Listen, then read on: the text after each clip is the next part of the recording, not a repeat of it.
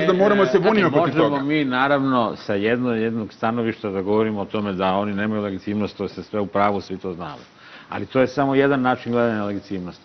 Ja dok sam vas slušao, vas dvojicu malo pre, baš sam razmišljao kako smo jako brzo došli u taj po meni dosta sporedan tok rasprave, ali vodit ćemo očigledno i tu raspravu, političari, ne političari.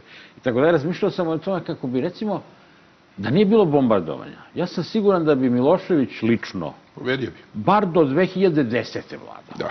Ne bi umro 2006. ili kad već u Hagu, nego bi vladao bar još 10-12 godina. I to je tačno. Trebalo je da se dogodi nešto strašno drastično da bi se taj samoubilački pravac kojim je Srbija išla tuce godina pod Miloševićem, da bi on izgubio većinsku podršku.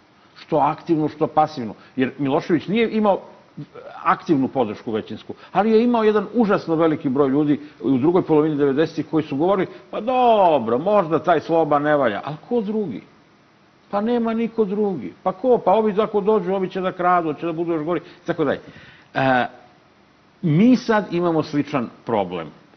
Dakle, ne treba imati iluzija. Ja znam, sad svi govore to govore opozicioni političari, to govore aktivisti raznih antirežimskih, ne znam, nevladinih, ovakvih, onakvih građanskih inicijativa ove ili one vrste, kao, ne znam, malte ne režim, gotovo niko ne veruje. Ljudi, nemojte se zavaravati.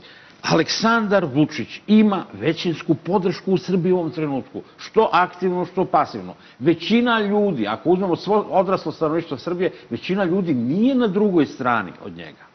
Nego ili su za njega, ili su se deaktivirali, oni ne prate politiku, oni ne čitaju novine, njih to ne zanima, svi su isti, znate onaj refren, svi su isti, nećemo se baviti politikom, mnogo smo razočarani i tako dalje. To je naravno idealan materijal za diktaturu.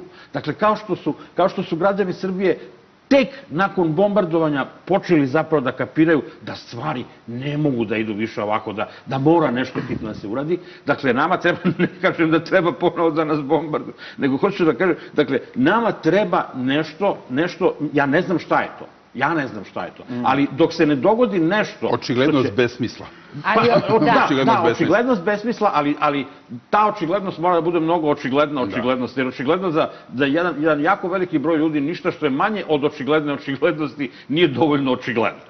I to je taj problem, mi se sad vrtimo u tome. Dakle, mi smo sad u ovoj fazi, i mi sad u ovoj fazi, kao jedna manjina u ovoj zemlji, mi ćemo sad da se raspravimo o tome da li treba političke stranke da vode proteste, da li treba građani ili umetnici, intelektualci, kogod da vodi proteste. Stranke, građani, intelektualci, je li to Boris Tadić ili je... Ne, ja svakako ne. Kažem kao metafora.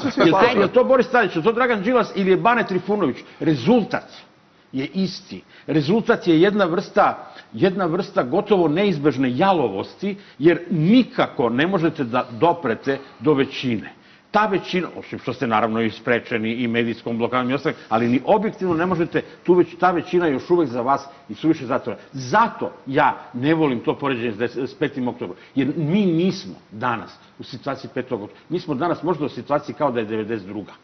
93. Da.